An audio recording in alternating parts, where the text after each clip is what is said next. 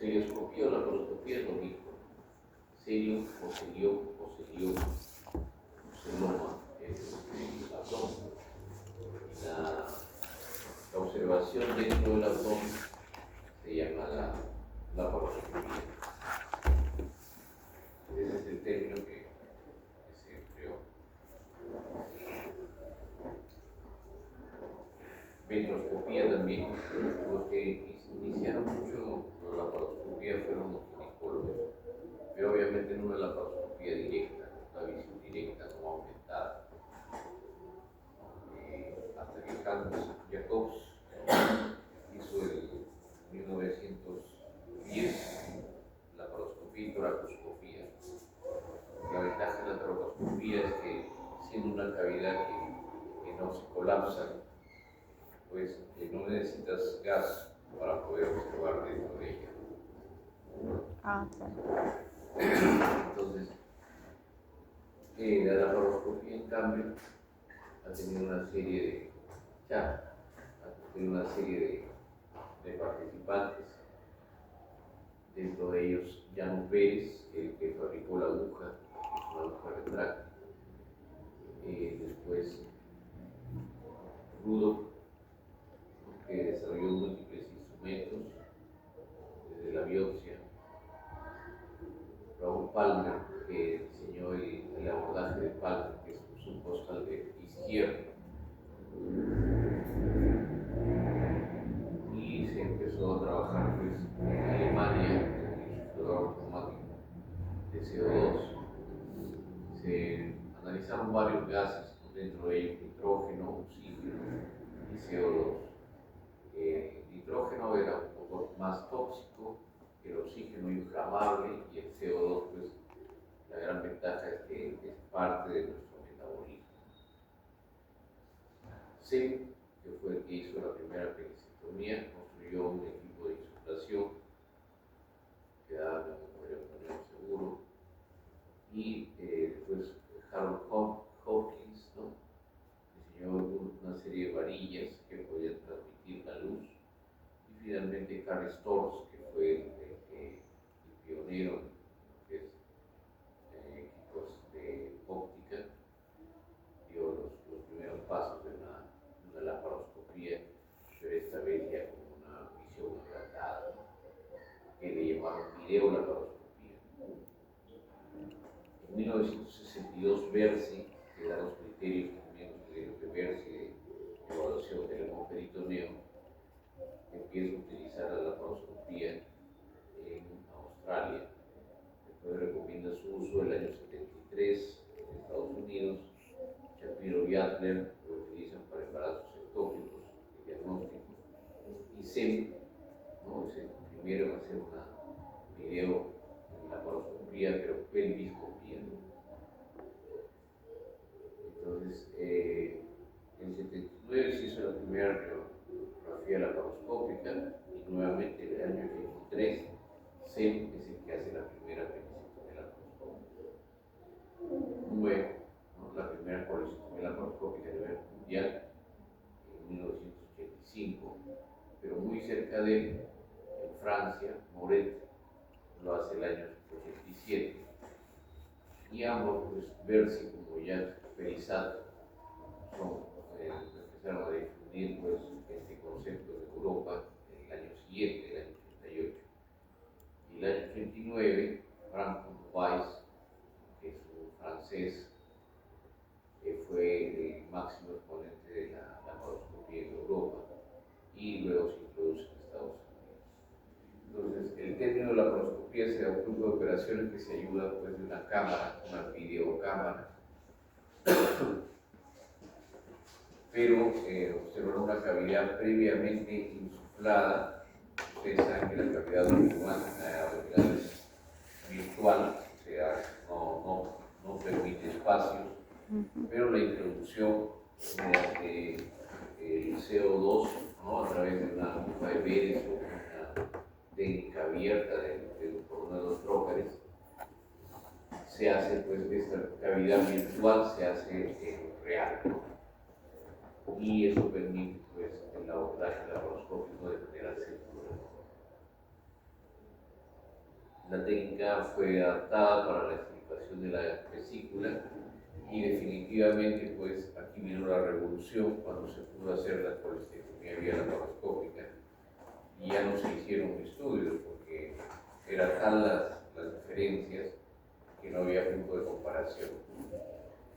Luego el procedimiento laparoscópico fue haciéndose en otras patologías abdominales y actualmente constituye pues el gol estándar para muchas de las patologías, como cuáles, como apéndice, como vesícula, ¿no? Apendicectomía, colestectomía, como cirugía de colon benigna y maligna,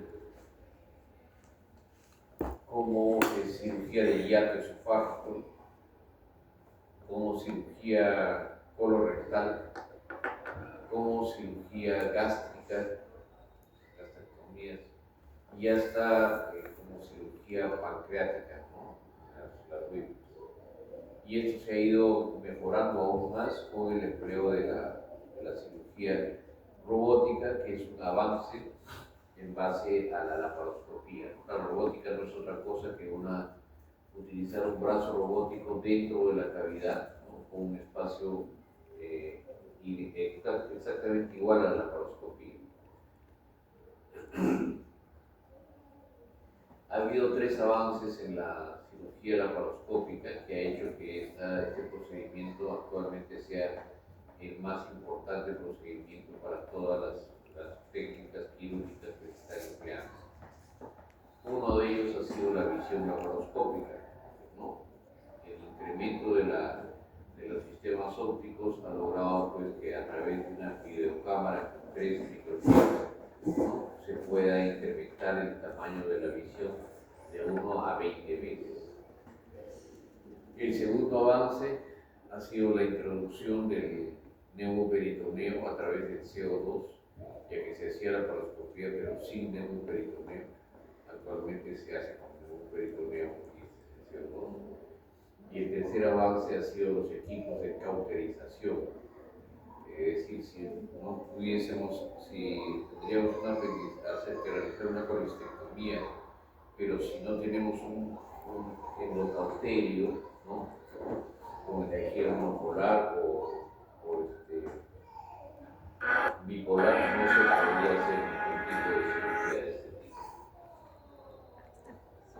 Entonces, esos avances médicos han hecho que ahora muchas de las cirugías y los procedimientos, si son laparoscópicos o robóticos, sean tecnodependientes. Es decir, si tú no tienes esa tecnología, no vas a poder realizarlo por mejor cirujano que sea.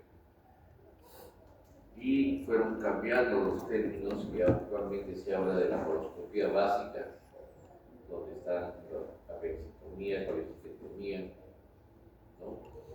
Y la laparoscopía avanzada, donde están los procedimientos de cirugía bariátrica, los procedimientos de cirugía en trauma, los procedimientos de reflujo gastroesofágico y de colectomía.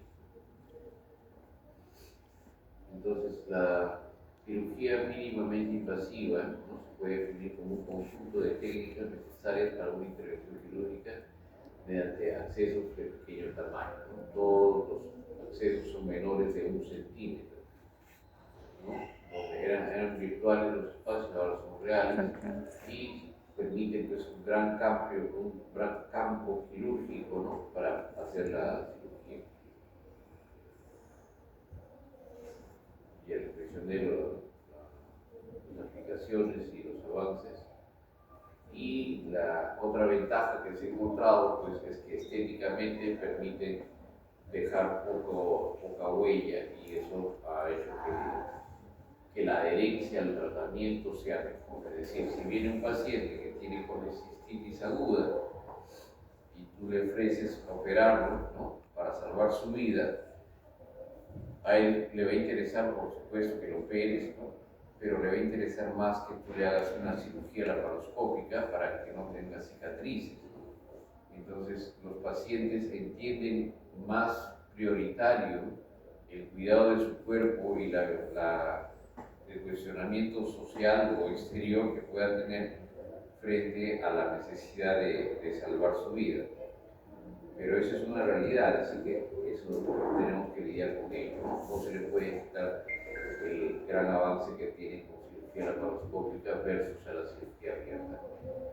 Y de ahí se derivan muchas cosas, ¿no? El acceso mínimamente invasivo, hace pues que no haya prácticamente heridas operatorias que se puedan infectar, eviscerar, hacer seromas ni nada, ¿no? Eso es uno. Y dos, que el acceso mínimamente invasivo obviamente genera y produce menos dolor que un acceso pues abierto.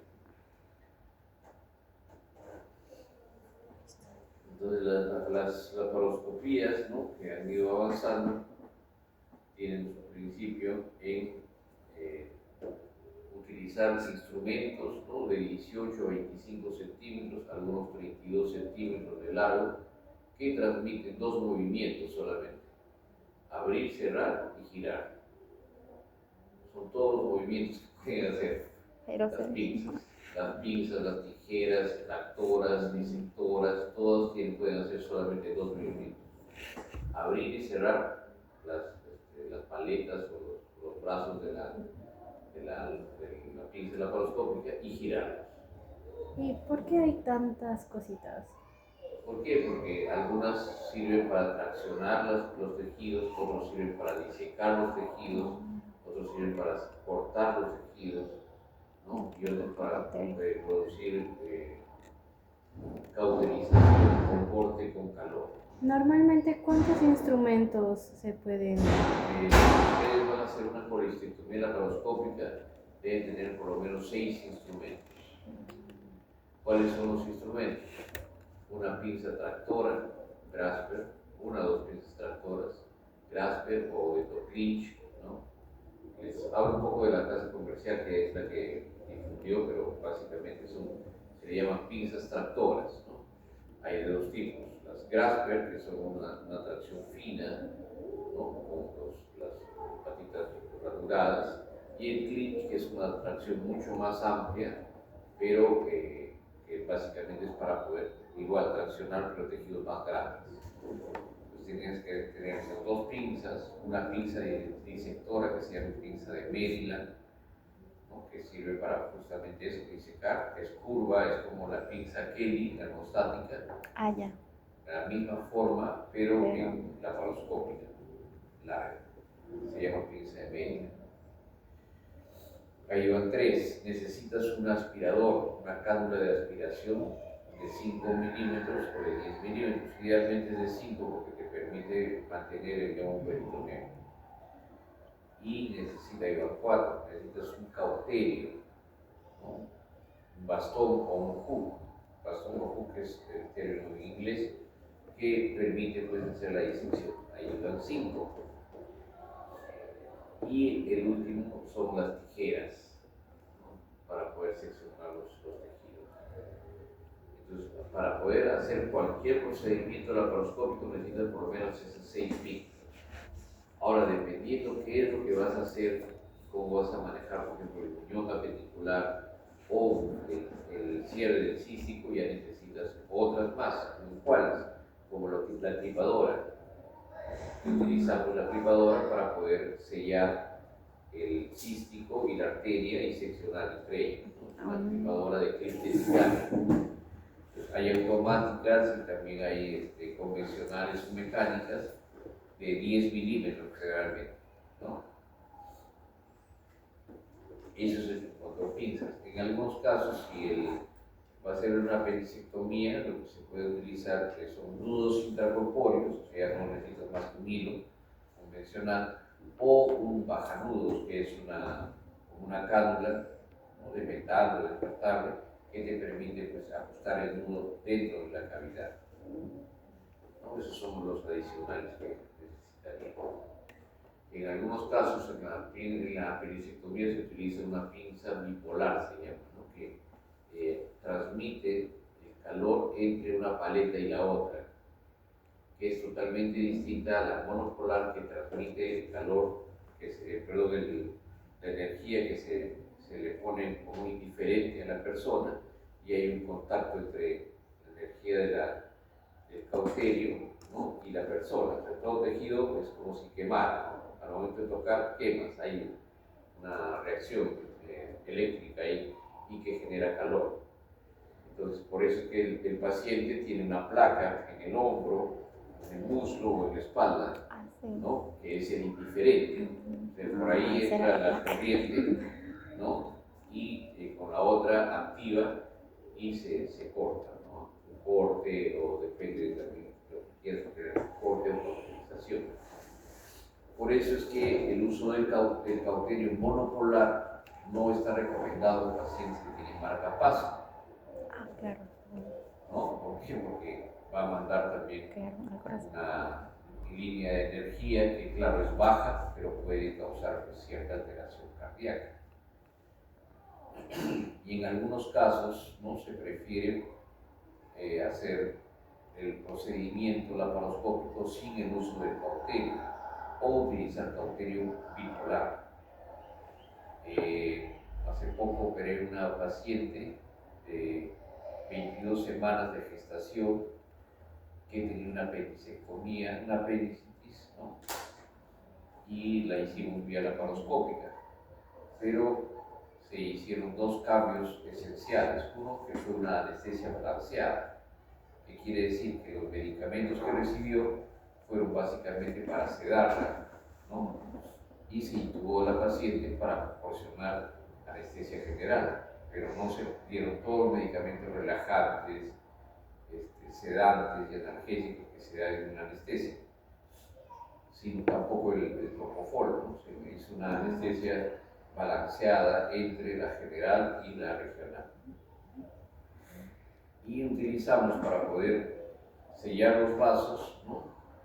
El pinza bipolar. No utilizamos para nada la pinza monopolar, ¿no? Por el riesgo pues, de que vaya transmitiendo a través de todo el organismo y también obviamente el feto esa energía. ¿Ya? Ahora, hay otros dos sistemas que son para las pinzas, pero hay otros dos sistemas que hay que mantener. Uno es el neumoperitoneo, que se instala el neumoperitoneo, ¿no? Se llena de aire la cavidad peritoneal, se mantiene el neumoperitoneo y después se hace una deflación o una disminución del neumoperitoneo. Entonces, esas son las etapas del neumoperitoneo. Y el otro es el sistema óptico, que sin eso no se puede operar, es algo esencial.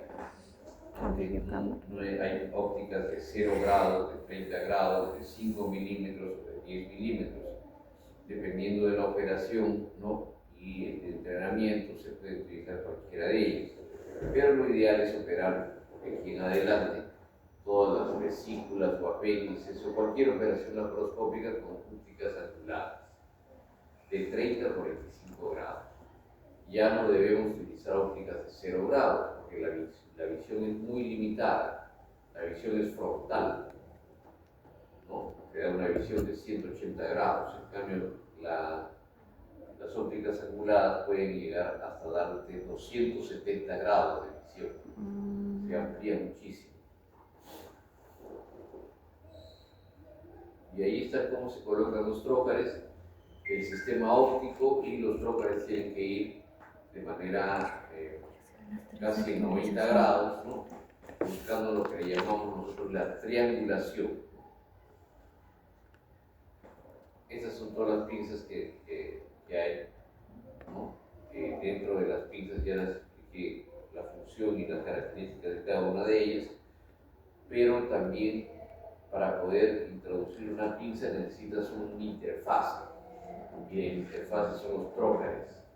Los trócares también se les llama puertos, que no son otra cosa que elementos tubulares de metal o de polietileno plástico que tienen una válvula que permite que el aire no salga a través del tubo, pero sí permite la introducción de los instrumentos. ¿Ya? Aquí se detallan pues, todos los instrumentos, los trócares.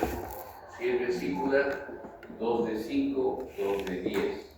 Si es apéndice, generalmente 2 de 10 y 1 de 5, eso es suficiente.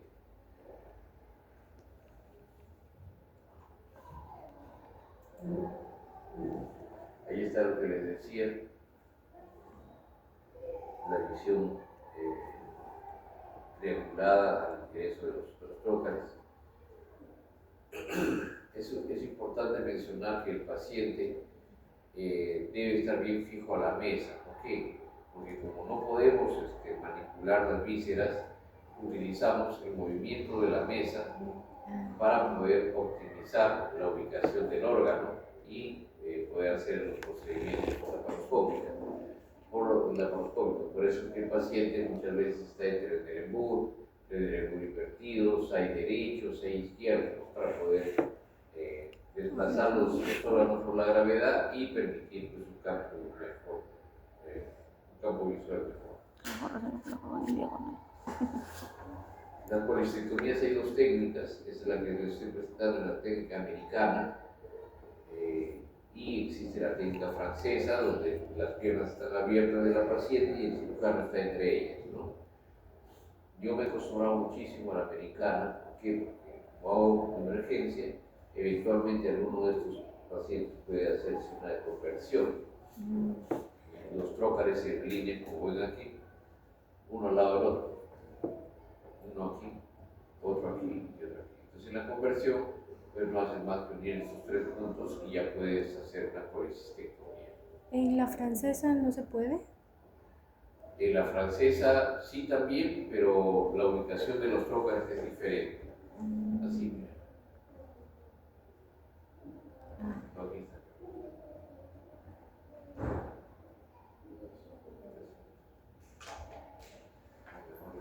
Es americana igual.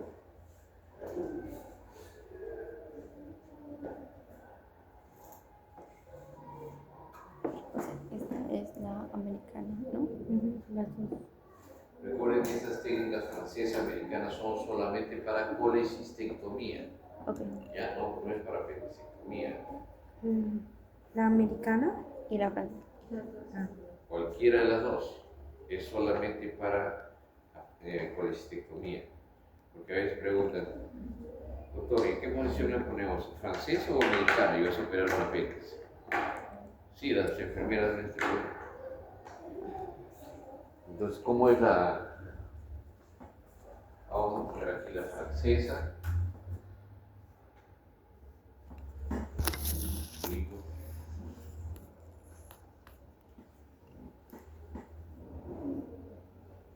Y aquí la americana. ¿Ya?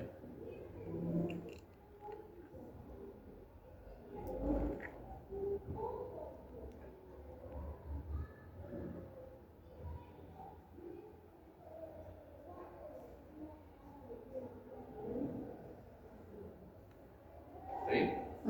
Ya. ¿Cómo es la francesa? La primera la americana. La americana es el trócar. Aquí viene un trócar de 5 milímetros. Este trócar es de 10 milímetros para las dos. Luego viene un trócar de 10 milímetros aquí. Y viene otro trócar de 5 milímetros. Esa es la francesa. Y las piernas vienen así.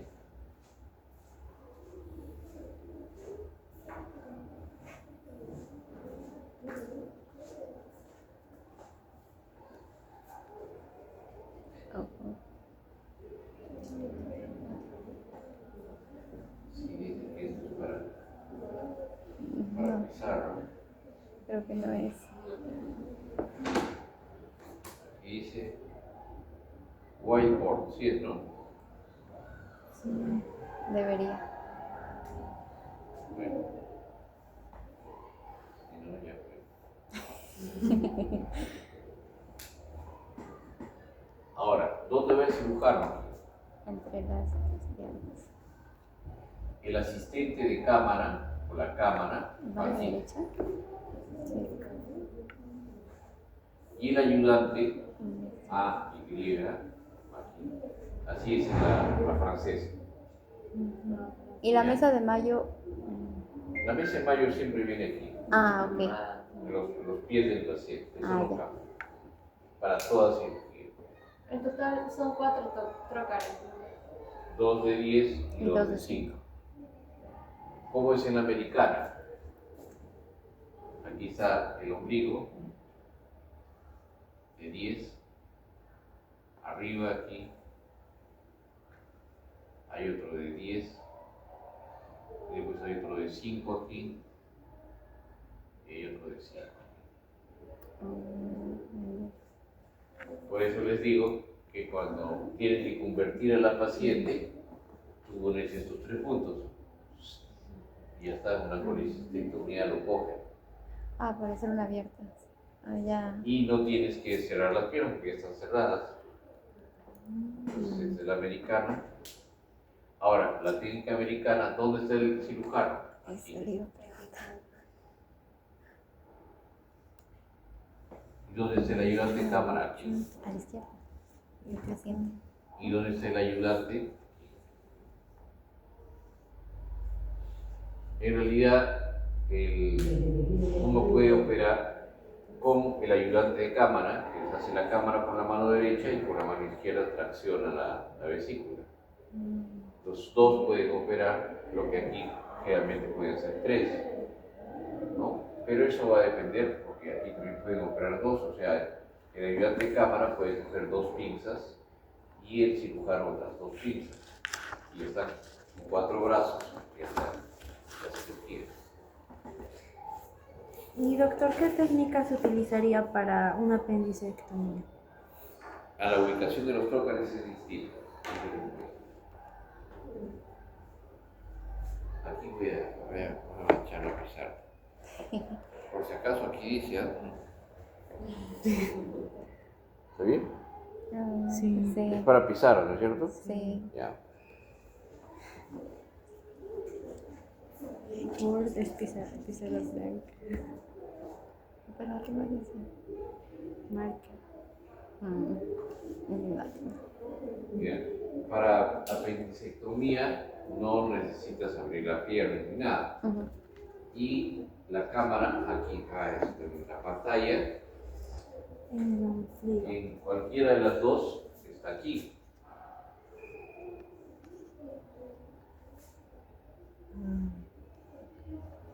Pero lo diseñaron para que el ayudante no esté con el cuello torcido todo el tiempo así.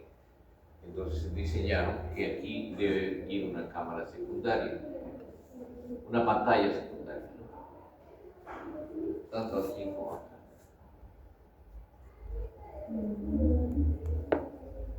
Cosa que el ayudante mira esta pantalla y el cirujano mira esta pantalla.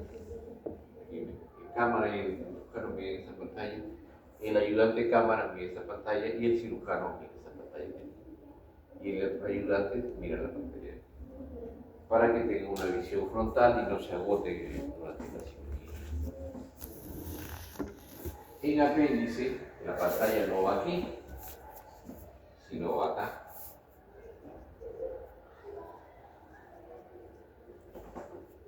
¿Por qué? Porque todo el abordaje es hacia el apéndice. En cambio ya el abordaje es hacia arriba, hacia la zona del diafragma. ¿Sí? Claro. ¿Dónde se colocan los trócares? En el ombligo de 10 milímetros. ¿No? Yo generalmente coloco otro trócar acá, supraumbilical de 10 milímetros. ¿Sí? Y o coloco, de acuerdo a lo que tenga, uno de 5 milímetros aquí, o lo que puedo hacer este de 5 milímetros, si es que no tengo la destreza o no tengo una clipadora, entonces estos casi son paralelos, miren. Entonces lo que se hace es trasladar este de aquí a este lado.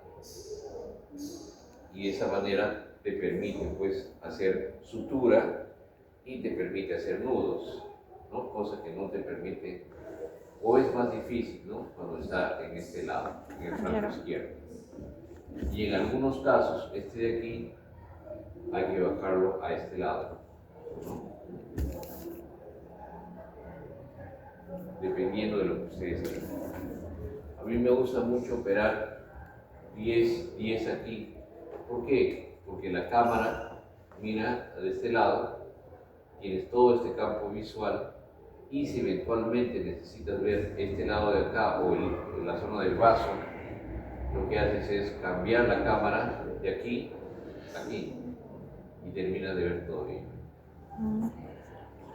En cambio, cuando pones solamente de 5 y no pones otro de 10, ya no puedes cambiar la cámara. Cuando son plastrones, por ejemplo, cuando es el apéndice aquí, perfecto. Pero cuando es un plastrón, entonces está muy cerca del ombligo. Y yo lo que hago, para evitar pues, no tener visión, porque lo peor que puede hacer, entras y ya te chocas con el plastrón, entonces ya no puedes ver a ningún otro sitio, ¿no? Como si te pusieran el televisor aquí al frente, no puedes operar. Entonces lo que hago yo es irme y trasladar este trócaro umbilical aquí, ¿no? Casi por debajo de los costillos. Ese es el abordaje de Palmer. ¿Y ese traslado se lo hace en la misma operación? No, o...? eso lo hago y lo diseño antes de la cirugía. Cuando tengo un plastrón o voy a suturar o es una paciente gestante, ¿no? O es una paciente, por ejemplo, si es gestante todo está ocupado, Ajá. ¿no? Entonces si entras por el ombligo pues no vas a ver nada. Entonces le pongo el trócar acá y veo todo esto. Y otro trócar bien lejos y con eso hago la cirugía. El abordaje de Palmer es este de aquí. Y entras ahí con la aguja de Beres, pero no es un clic, sino son dos. ¿Por qué? Porque en el ombligo están unidas las capas. Ah, claro. Es una sola, ¿no es cierto? En cambio, en la zona del recto anterior, más arriba, son dos capas. Una por neurosis y anterior y otra por neurosis posterior. Entonces, tiene dos clics, ¿no? Doctor, ¿y en el caso de colecistectomía hay algún cambio en una gestante? ¿Se movería algún trócar? Es muy difícil hacer en una gestante la técnica francesa. Sí. ¿Por qué? Porque el útero está acá. Entonces, la La visión visión, que ajá. vas a tener no te permite bien ver hacia adelante, ¿no? Porque el útero está ahí, ¿no? En cambio, si le pones una americana, la visión es lateral. La francesa, la visión es aquí, frontal, ¿no? De abajo para arriba. En cambio, la americana es lateral, ¿no? Es de izquierda para derecha. Siempre es preferible hacer una americana para gestar. ¿Listo? ¿Alguna otra pregunta? Ya no les explico de colon, de estómago, de bariátrica, de reflujo, porque bueno, son muy variables, ¿no? Hay algunas trócaras que son constantes, pero no son variables dependiendo de la preferencia del cirujano, de cómo se ha entrenado, pero también dependiendo de los materiales que tienes. Por ejemplo, si tenemos un clip de polímero, Envolop se llama, entonces no necesitas hacer nudos intracorpóreos, no necesitas tener los brazos así, ¿entiendes? En 90 grados. Metes el clip y ya está, lo atrapaste, se acabó. Clip, clip, en cambio aquí tienes que meter el hilo y hacer el nudo dentro de la cavidad. ¿Han visto eso o no? ¿No han visto? Sí, pero no sabía que era eso. ¿Y cuándo empiezan sus prácticas? Después del 20. Sí, después del 20 nos toca. ¿A fin de mes? Sí, a fin de mes. Ya. ¿Y cuánto tiempo dura? 2 semanas. Será pues la segunda semana de julio, ¿no? Sí, más o menos hasta la primera está. La primera. Solo la primera, sí. Por la última semana de junio y la Primera de semana julio. Creo. Sí. Sí. Hasta el 6-4 que terminamos. Mañana tienen examen, ¿no? El tercero. Sí. Ya, y después ya el cuarto cuando será. Supuestamente el martes, pero Próximo martes. sí, supuestamente. Bueno, las ventajas de la cirugía laparoscópica ya les mencioné, ¿no? Menor dolor, menor tasa de infección y en general menores complicaciones de herida operatoria, que todas las heridas son menos de 1 centímetro. Menor tiempo de hospitalización, integro laboral precoz, menor tiempo de convalescencia, buen resultado estético, mínimo daño quirúrgico de la pared, etc. Desventajas, los costos, aunque ahora ya se han reducido muchísimo los costos, ¿no? Y riesgos, eso va a depender mucho de los riesgos, por ejemplo, de instalación del neumoperitoneo. También va a depender de los riesgos de sangrado que pueda tener el paciente, ¿no? Y control del sangrado. Por ejemplo, un cirrótico o un paciente que tiene trastornos de coagulación, pues a veces es muy difícil hacer el procedimiento laparoscópico. ¿Por qué? Porque si el paciente empieza a sangrar y no tiene los elementos suficientes, ¿no? O la destreza o ambas cosas, tienes que convertir el procedimiento. Los cirróticos creo que son muy difíciles de operar. ¿Se puede hacer laparoscópica? Sí, pero son más complicados en la cirugía. Igualmente un paciente que es cardíaco, que tiene insuficiencia cardíaca, un IJA 3, 4, no tolera pues el neumoperitoneo. Insistir en este procedimiento pues a veces no es lo más adecuado. Entonces hay que seleccionar bien aquellos pacientes que por sus características, por la enfermedad subyacente o comorbilidades, por lo avanzado de la patología, el paciente que está en shock, ¿no? O está con la presión limítrofe, no puede entrar con neumoperitoneo, ¿no? O las comorbilidades, el estado del paciente o la limitación también de los equipos. A veces no tenemos todo lo necesario para poder hacer una cirugía segura, entonces en ese caso pues no se puede hacer la laparoscopia. En un cirrótico, ¿por qué dijo? Por el riesgo de sangrado. Sangrado. Por el riesgo de sangrado. Sí. Obviamente las complicaciones son menores, ¿no?, que la cirugía abierta. Por ejemplo, estas complicaciones de heridas infectadas, seromas, evisceraciones, no son frecuentes en la laparoscopia. Cuando se está indicado, como decía, cuando no se efectúe ninguna acción quirúrgica en los siguientes casos: dolor pélvico crónico, estudio de la mujer infértil, abdomen agudo, malformaciones, etc. Algunas contraindicaciones, por ejemplo, duda diagnóstica o abdomen agudo, antes era una contraindicación, ahora es una indicación. Dolor abdominal en mujer en edad fértil, antes era una contraindicación, ahora es una indicación. Y algunas de las contraindicaciones que demuestran nuestro acá han pasado a ser indicaciones inclusive. Obeso, por ejemplo, la indicación es la laparoscopia. ¿Qué pacientes se benefician muchísimo con la laparoscopia? Inmunosuprimidos, mujeres en edad fértil, obesos. Esos son los 3 grupos de pacientes que tienen una muy buena respuesta a la laparoscopia. Esa es la visión de la cavidad pélvica, ¿no?, donde se está viendo el útero y pues estos son los ingresos, ¿no?, del abdomen. Estos son los equipos. Siempre el equipo de laparoscopía de avanzada para vesícula debe tener un monitor, una cámara de 3 chips, ¿no?, con un cabezal que es la microcámara. Debe tener un insuflador, ¿no?, un insuflador de CO2, de gas de CO2, y un equipo de cauterización, ¿no?, de cauterio. El instrumental laparoscópico ya se los mencioné.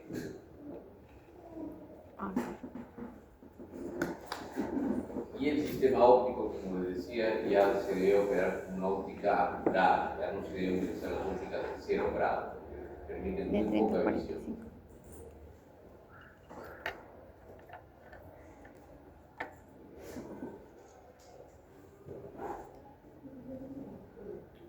Listo, los avances de la laparoscopía están en el sistema óptico, la exploración, el electrobisturismo y la aspiración y irrigación, ¿no? Ya les he ilusionado esto. Esas son las pinzas, como les decía, muchas son de 25 centímetros, otras son de 18 y tienen la misma función, solamente tienen dos movimientos: Abrir, abrir, cerrar cerrar y y girar. girar. Aunque les parezca increíble, con esos dos movimientos hacemos toda la cirugía. Porque a ver quién me diga que otra pinza tiene otro movimiento. Solamente tiene abrir, cerrar Entrar y salir. y girar. Dos movimientos. Nuestra mano, ¿cuántos Flexionar. movimientos tiene? Ay, bueno, giramos, abrimos, cerramos. Casi 600 movimientos. Hay un montón. Esa es la gran diferencia. Por eso es que aquellos que han aprendido a operar con cirugía abierta, muy fácilmente se adaptan a la robótica. Porque la robótica no les da esos movimientos, les da esos movimientos.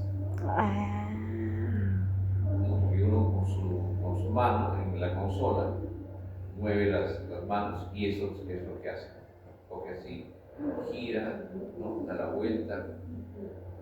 Arrastra, lleva, levanta, gira nuevamente. O sea, tiene muchos movimientos la robótica. Por eso que tú estás en la consola y lo que haces es con tus dedos vas haciendo el movimiento.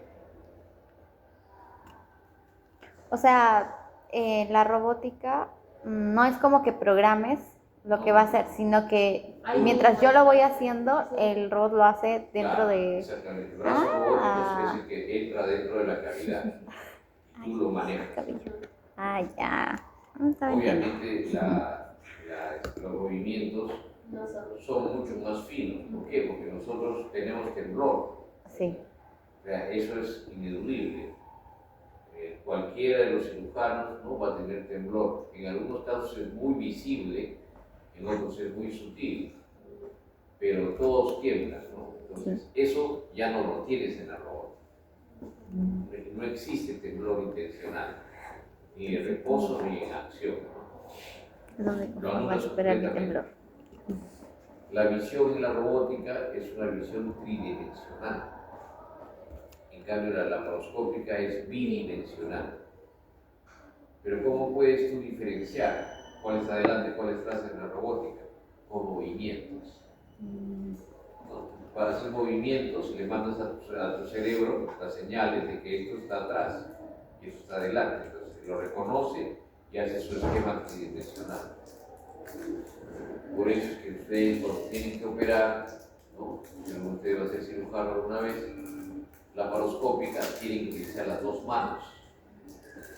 Si utilizan una solamente, van a estar 70% perdidos en su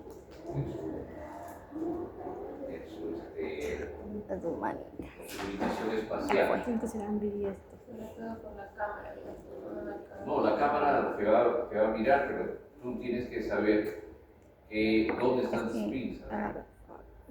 Miren un ejercicio sencillo. Van a poner sus brazos hacia adelante, con sus dedos índice, ¿ya? Van a cerrar los ojos y van a hacer esto, miren. Primero miren, ¿ya?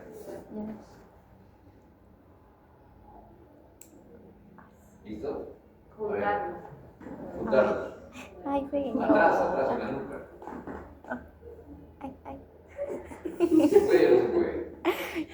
Pero siempre Hay un cierta- margen de error. Claro, hay un margen de error. Sí.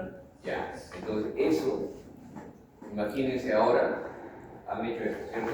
Sí. Ya. Ahora van a poner el dedo índice, ¿no? Y van a simular que esté el otro.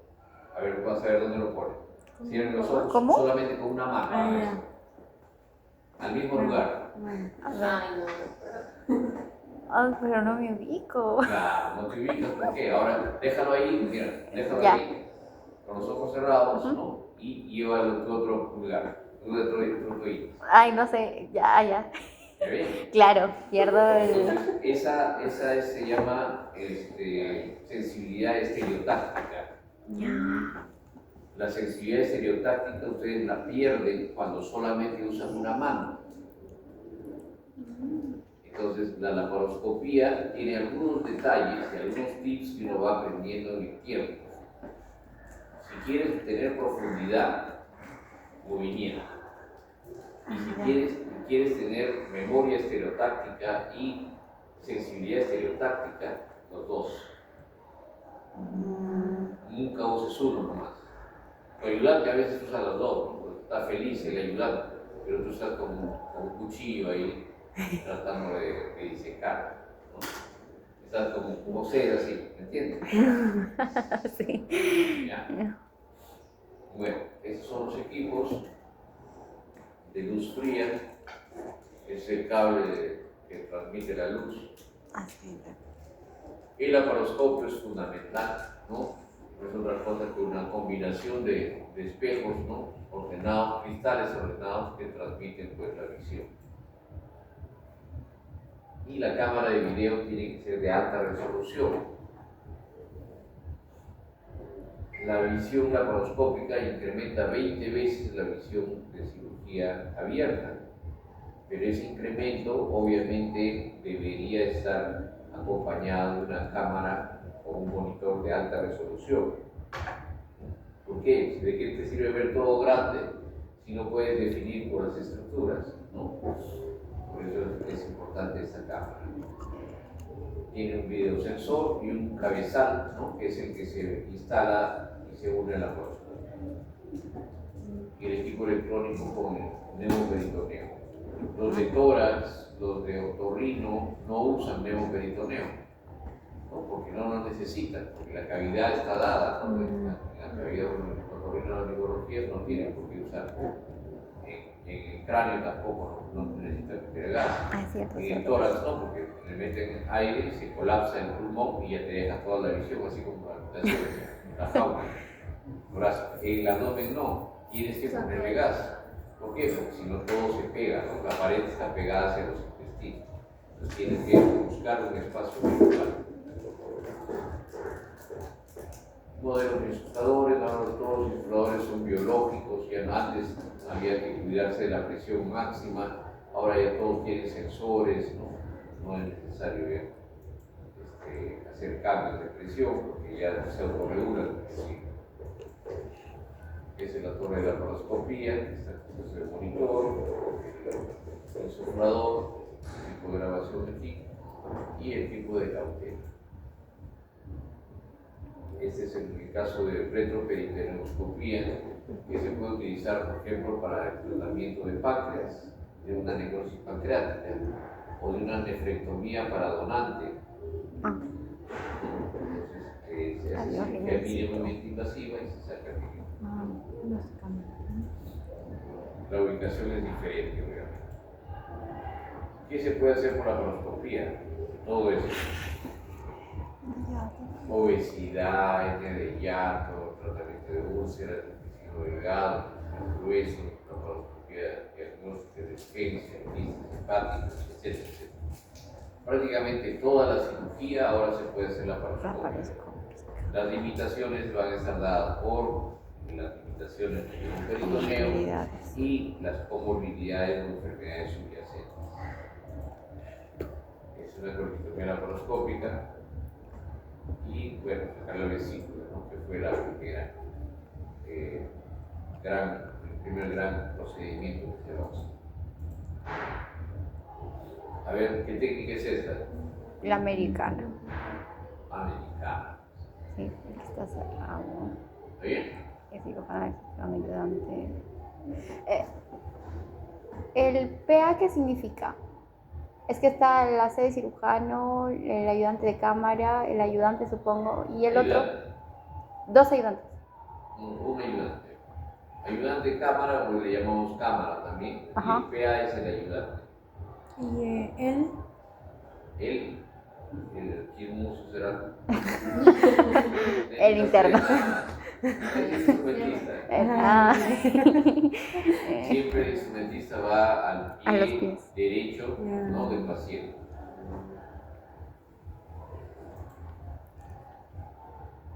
Y esa, ¿qué técnica Francesa. será? Francesa.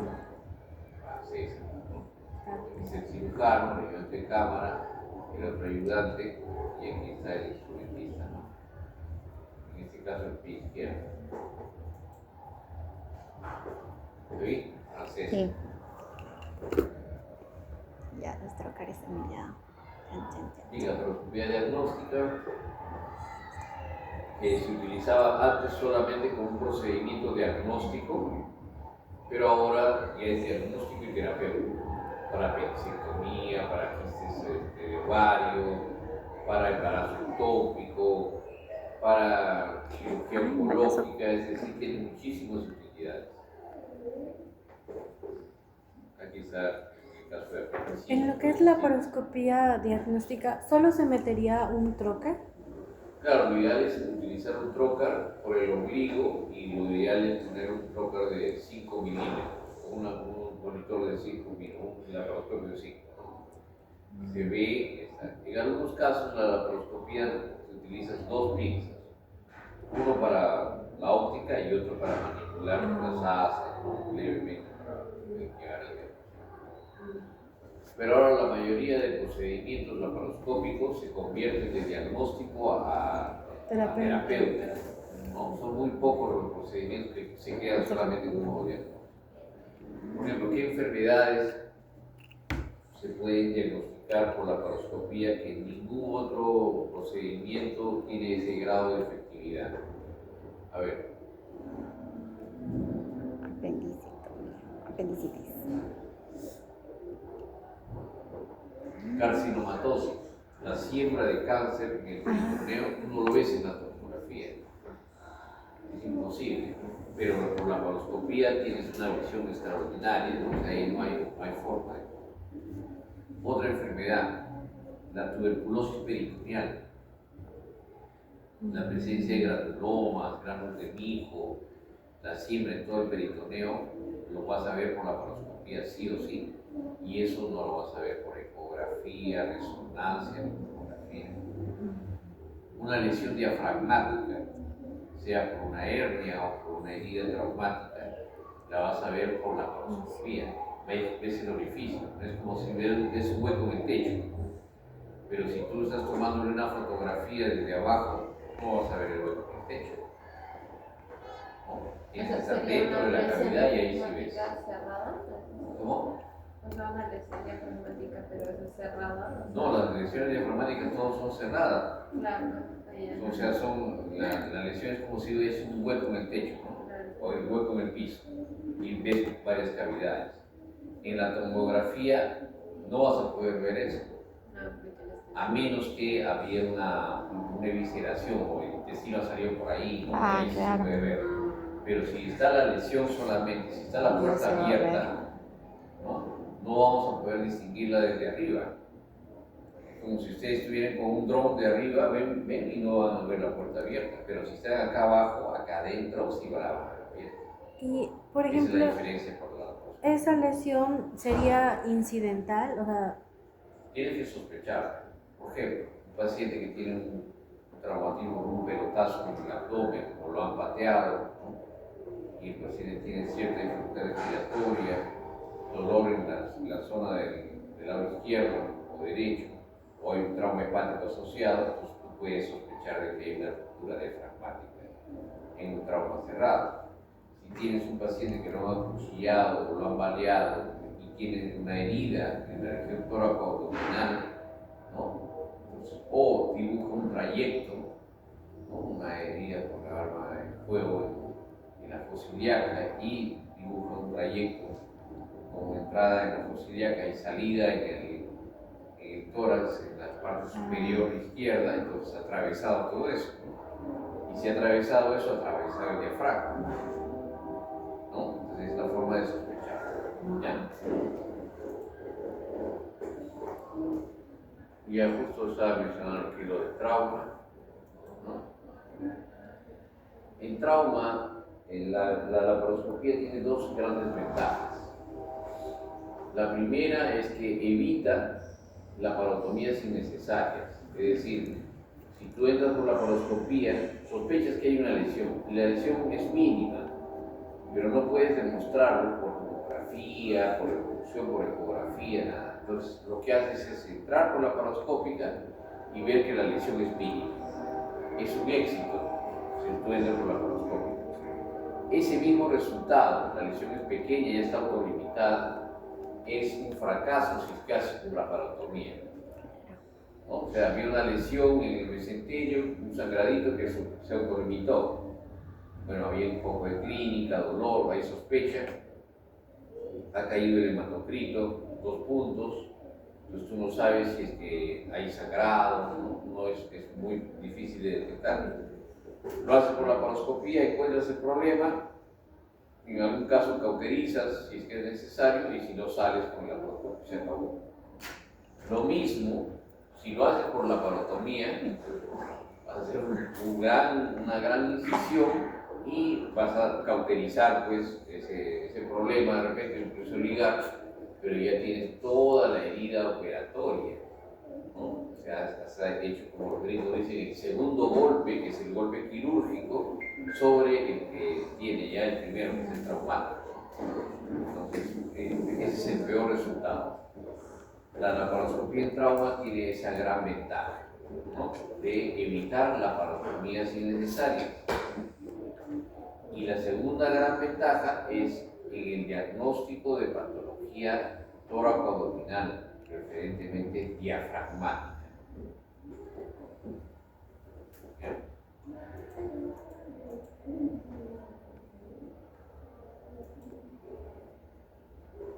Bueno, algunas cirugías se dicen pues, incisiones pequeñas, eso es mediante una peritoneoscopía.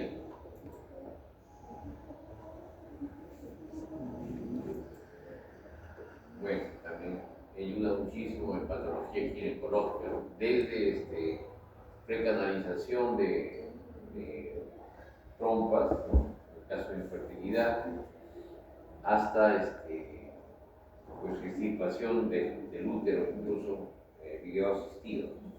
El útero sale por abajo, si no se porcela abdominalmente, pero puede hacer una histerectomía. Ligaduras, etc. Estos son los procedimientos ginecológicos. Lo más frecuente es la ligadura tubárica. Coges la trompa con una pinza monopolar, lo chicharras, se acabó. Al otro lado, lo chicharras, ya está. Tratamiento de fertilidad. Los veterinarios se han hecho millonarios con la laparoscopía en los perritos y gatitos. Entran, hacen exactamente lo que les digo. Entran con una óptica delgada, pequeña, entran con una pinza, achicharran la trompa de un lado, la trompa del otro y se acabó. ¿Con qué eso así? 10 minutos son 850 soles. Sí, cobran muy caro. O hasta más, ¿eh? Pero como son sus mascotas, pagan. Si es el dueño y es otra cosa. Hay que negociar. Sí. Bien rebajita, ¿no? Sí, sí. Te traigo Ya, otro, ya pero rebaja. ya saben las características de la misma. Traigo otro. Chistoso. Y las Alguien más, operaciones pueden hacerse casi todas ahora en la tierra. Esta es la apéndice laparoscópica.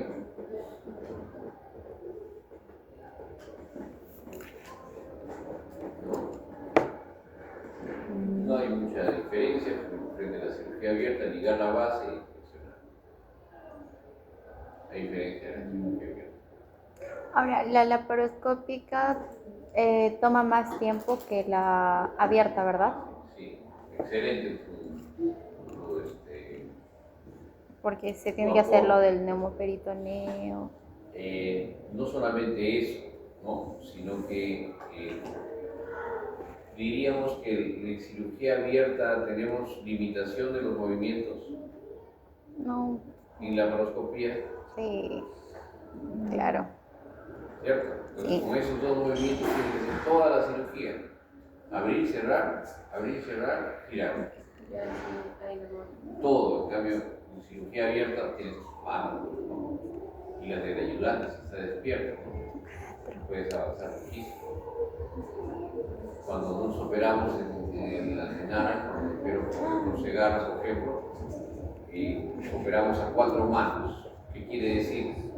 Que los dos somos cirujanos y los dos, uno ayuda, el otro opera, yo opero, él me ayuda y hacemos rapidísimo.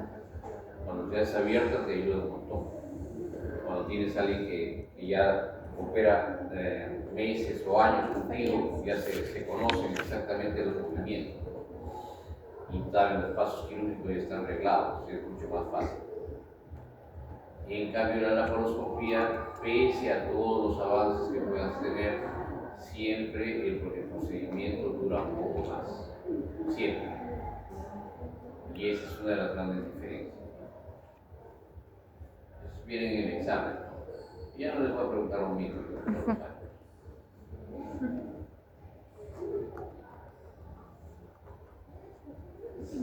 Listo, Qué avanzamos. gusto en emergencia. Ya, oncología quirúrgica.